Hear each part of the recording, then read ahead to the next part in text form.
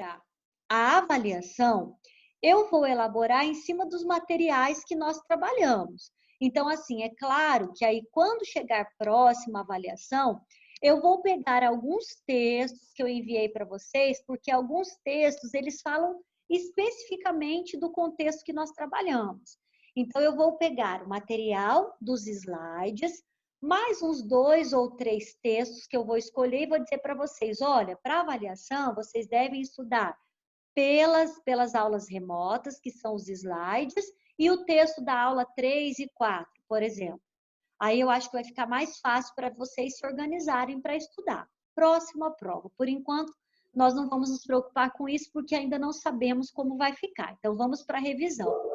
Pessoal, eu coloquei aqui para vocês, tá? Uma revisão do início, né? De quando nós iniciamos lá a nossa aula, nossa disciplina, que era a origem da contabilidade. O vídeo que eu coloquei para vocês na aula de hoje, gente, é fantástico mesmo, sabe?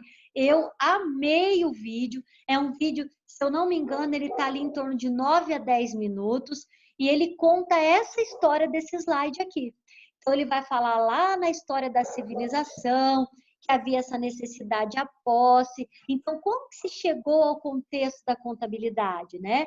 Que era muito ligada ao comércio. Aí vai falar na Babilônia, 2000 antes de Cristo, que vai falar sobre os impostos, como que funcionava. Então, é assim, historicamente, é um vídeo fantástico para vocês. Eu, assim, assisti umas 3 vezes aquele vídeo, porque eu achei muito bacana mesmo. Que ele conta a história de uma forma, assim, divertida, de uma forma lúdica. Ele conta a história de onde surgiu a contabilidade. Para mim foi muito fantástico, porque como economista, eu sei que a economia surgiu lá na Grécia. Então eu sei que conta toda a história dos gregos que não conseguiam economizar. Aí os filósofos na época pegaram 2 termos, que era oikos e nomos, norma da casa, ou norma, né, ou lei da casa, para ensinar os gregos a administrarem. Mas já tinha um pouco da contabilidade. Então eu achei a história da contabilidade, né, desse início muito parecida com a história da economia. Então é algo muito fantástico. Então vocês peguem depois o vídeo que eu postei, que conta essa história, que é muito legal. E aí vocês que são aí futuros contadores, vão ter ideia, porque o visual nos faz lembrar bastante, tá? Eu vou passar rapidamente aqui pela especificidade principal de cada escola. Se vocês estiverem com o material impresso, grifem. Se não, anotem aí. Tipo, escola contista, o que eu tenho que estudar? Tá? Então, eu vou sinalizar para vocês o conceito principal de cada escola que auxiliou para que a contabilidade fosse o que é hoje. Então, nós vamos começar com a escola contista, grifem origem do método das partidas dobradas, tá? Eu não vou exigir em prova de maneira alguma o nome do Frei Luca Pacioli, o ano que foi 1494, isso não. Mas eu gostaria que vocês assimilassem o que foi de principal, aquilo que hoje é trabalhado na contabilidade que surgiu nessa escola. Então, lá na escola contista, surge o método das partidas dobradas. Para cada débito tem um crédito e vice-versa.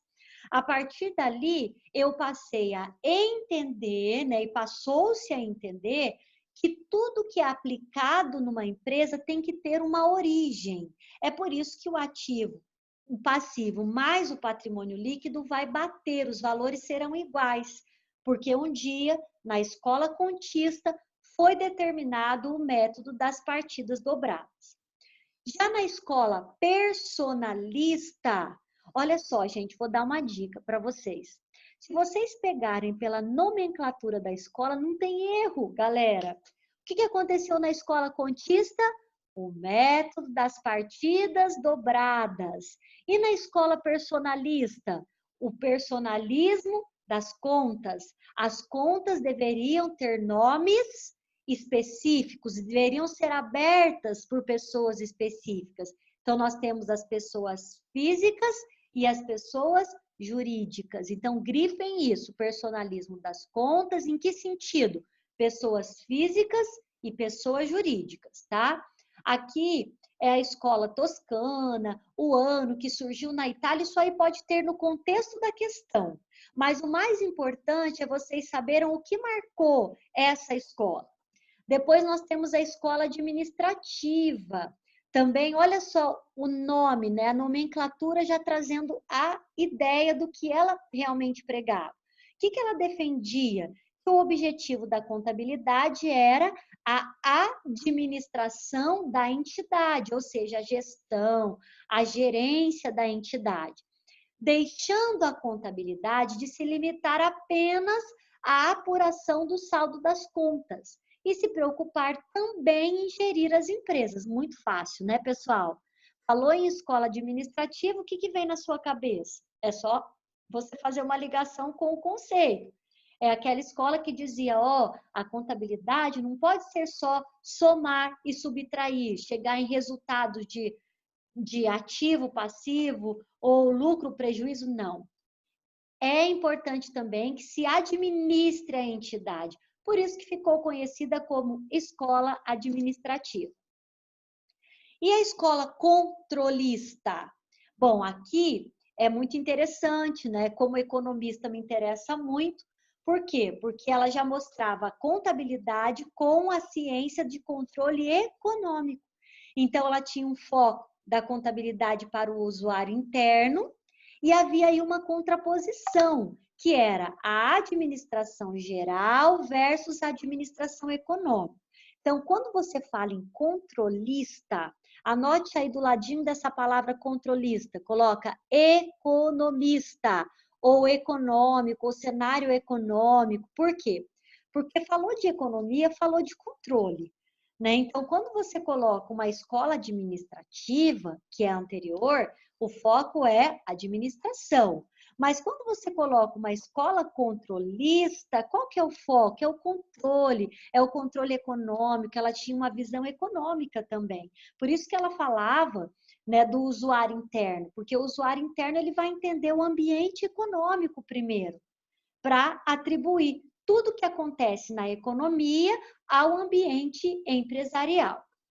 E a escola matemática também não tem erro, né, pessoal? Aqui eu tenho que lembrar dos matemáticos. Todas as vezes que vocês forem ler sobre a escola matemática, quem estava lá na aula no dia, lembra que eu contei de um professor que deu aula na instituição, que ele era um físico e trabalhava com física quântica, né? E ele era muito avançado na matemática e era um excelente professor, mas ele tinha uma visão muito restrita da matemática. Então, quando nós falamos na escola matemática, a ideia era de que a contabilidade seria apenas uma ciência matemática e não social. Então, aqui, ao contrário da escola administrativa, da escola controladora, que já voltava para a economia, aqui era matemática. Então, eu não quero saber da gestão social, eu quero saber que 2 mais 2 é 4 e pronto. Essa era a ideia da escola matemática. Tanto que, segundo os teóricos, o balanço não representava a situação patrimonial da entidade, apenas um conjunto de números, de valores, como ferramenta para auxiliar no conhecimento, mas não era a base. Então, você percebe que é fácil de assimilar quando você olha o nome da escola. Como eu disse, não se prendam a datas, né? Eu não vou colocar para você dizer, olha, que escola surgiu em 1901? Não, né, gente? Eu só quero que vocês entendam a importância de cada escola para o que a contabilidade é nos dias atuais. A escola norte-americana também foi muito legal, muito interessante, por quê? Porque ela divide a contabilidade em financeira e gerencial. Né? Então, onde houve essa divisão da contabilidade financeira, contabilidade gerencial? Lá na escola norte-americana.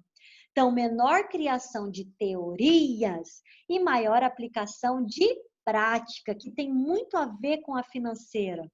Por isso que foi na escola norte-americana, porque quando diz que houve a divisão da contabilidade em financeira e gerencial, você passa a perceber que tudo não podia ser só mais teoria, né? Ficar ali, na teoria contábil, entendendo o que era cada conta. Não, né, pessoal? A partir daí, fica bem diferente.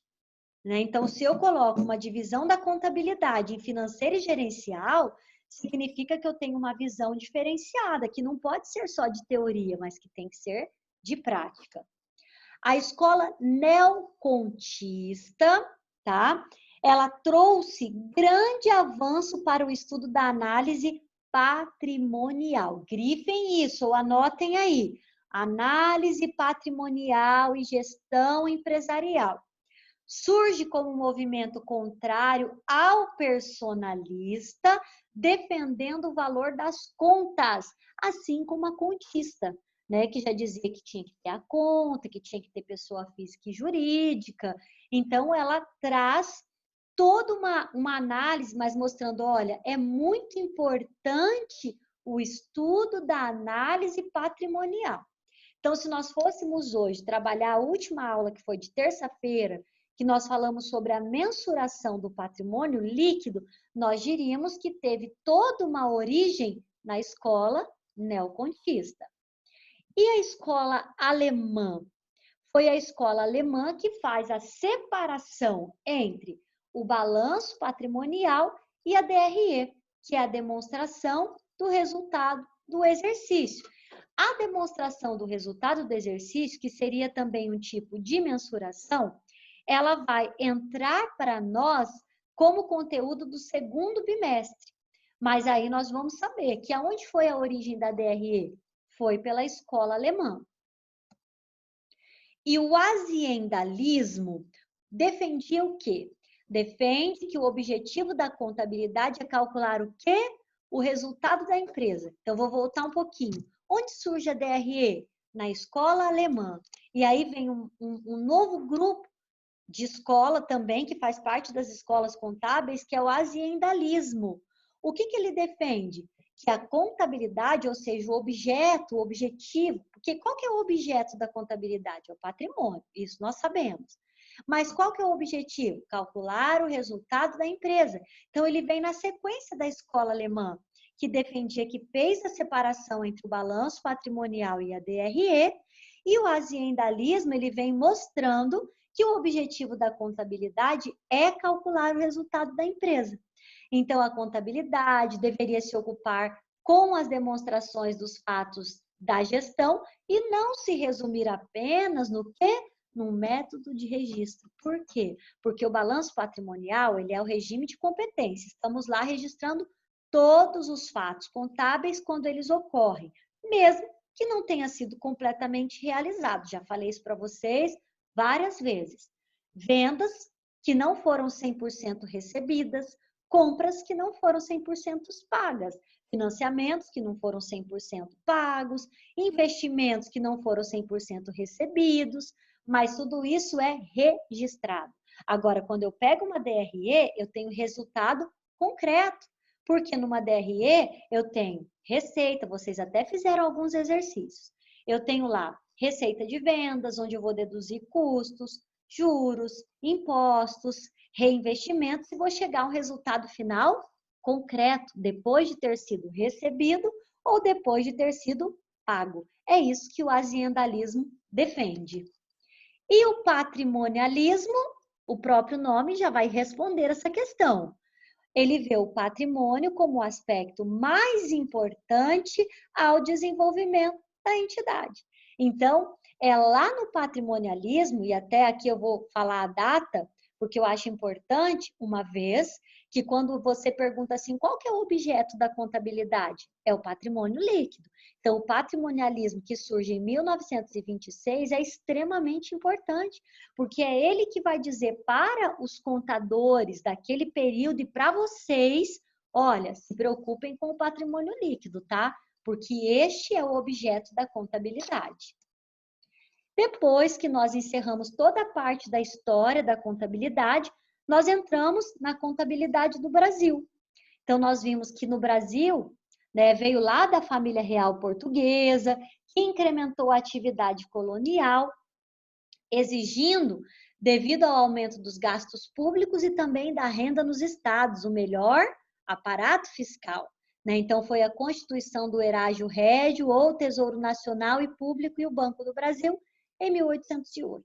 Então, aqui é uma longa história, né, pessoal? Quando a família portuguesa chega no Brasil, né? Então, eles começam a perceber a riqueza que era aqui, começam a explorar as nossas terras, surge nesse período colonial chamado Pacto Colonial, onde o Brasil não podia produzir manufaturas, por quê?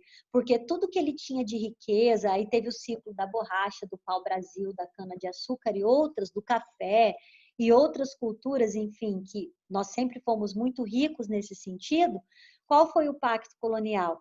Toda a matéria-prima era enviada para Portugal, primeiramente, depois para outros países também, tá? Da Europa. Então, quer dizer, tudo que nós produzíamos no Brasil era enviado para lá, porque eles produziam manufaturas, o bem final, mas o pacto colonial dizia que o Brasil não podia produzir manufaturas, só o produto in natura, só as commodities, né, que nós conhecemos hoje. Esse era o pacto colonial. Agora, era bom para quem, gente? Para quem que era bom? Para o Brasil? Claro que não, né?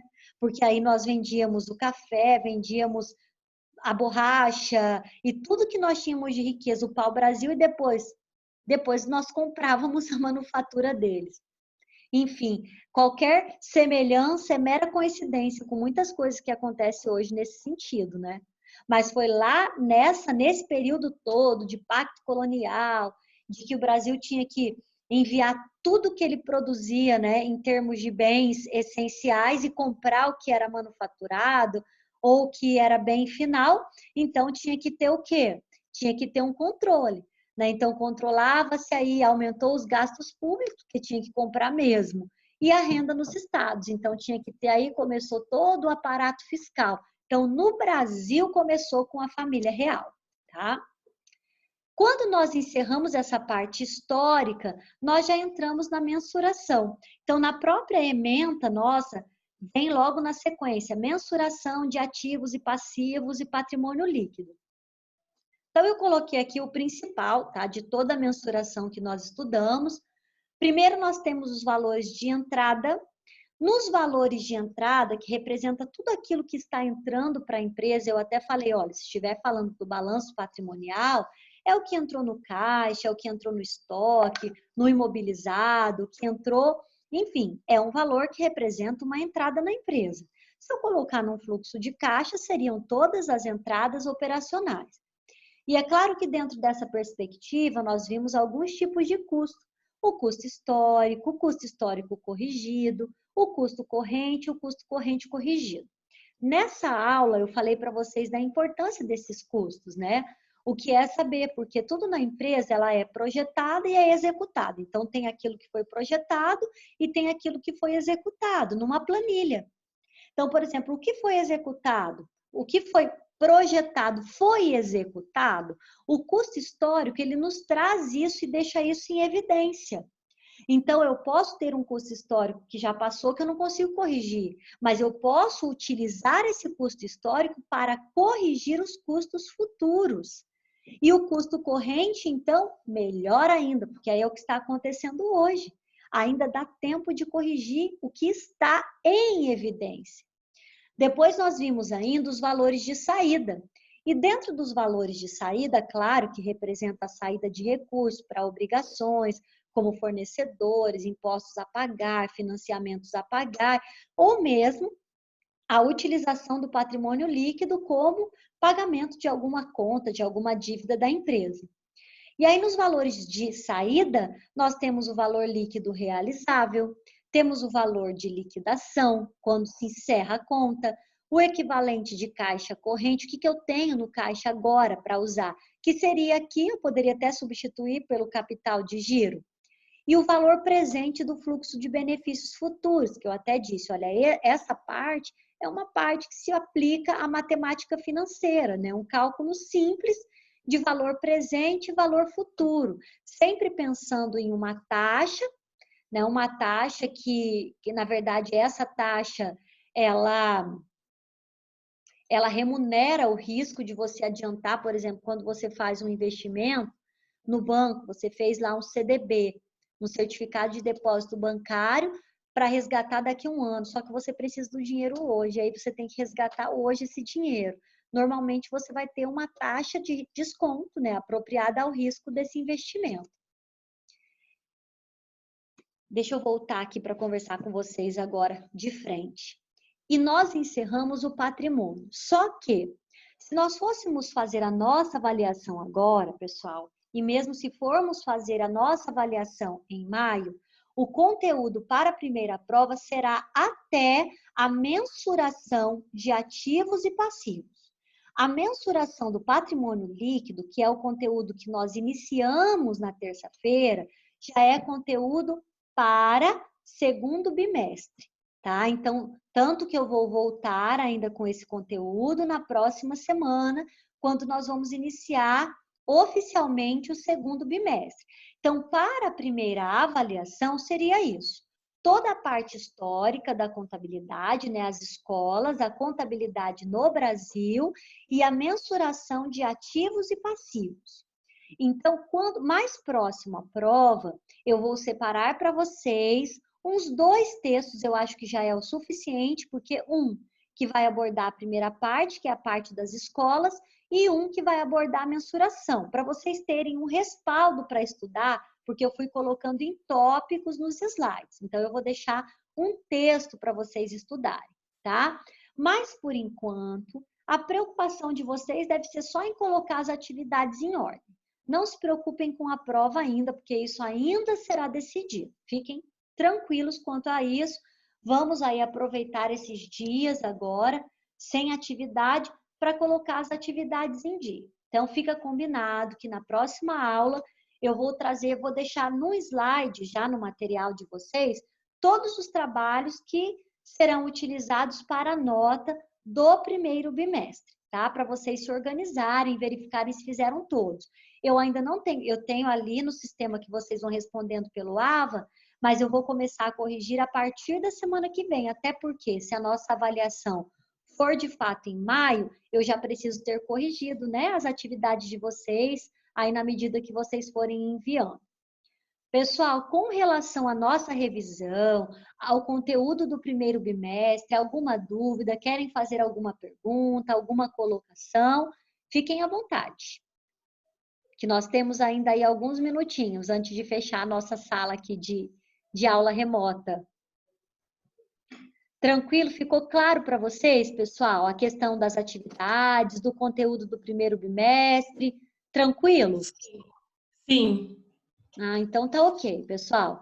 Então aí a minha dica para vocês é essa, né? Procurem fazer as atividades, verifiquem aí se faltou alguma coisa. Se vocês não entenderem alguma atividade, manda lá um recadinho para mim no AVA ou manda por e-mail, tá? Não tem problema nenhum. Sempre eu aviso vocês, né? Quando a nossa aula termina, eu deixo aberto lá o canal de fórum, de discussão. Então, se tiverem alguma dúvida em alguma atividade, fiquem muito à vontade aí em perguntar.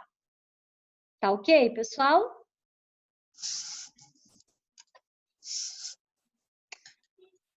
Ok, então no mais, eu vou encerrar aqui a nossa aula. Ainda hoje eu já subo esse vídeo, já desço ele, já deixo a aula lá no sistema, tá? Então hoje vocês não têm atividade, mas procurem aí se organizando e não desanima não, galera. Não desanima não, porque nós não podemos. Se a gente desanimar nesse momento agora, é pior. Então a gente tem que ter um objetivo. Agora é que tem que ter. Eu falo isso para vocês por experiência, porque eu estou lá no doutorado também, até aqui, de tarefa para fazer, de atividade, tem projeto para entregar, só Deus na causa. Mas vai movendo a gente isso, né? Vou fazer, eu tenho que terminar, enfim, eu quero terminar. Né? E eu sei que vocês vão conseguir. Vocês são fortes aí, são jovens, vão conseguir, são inteligentes, isso aí para vocês vão matar no peito. E vai dar tudo certo, galera.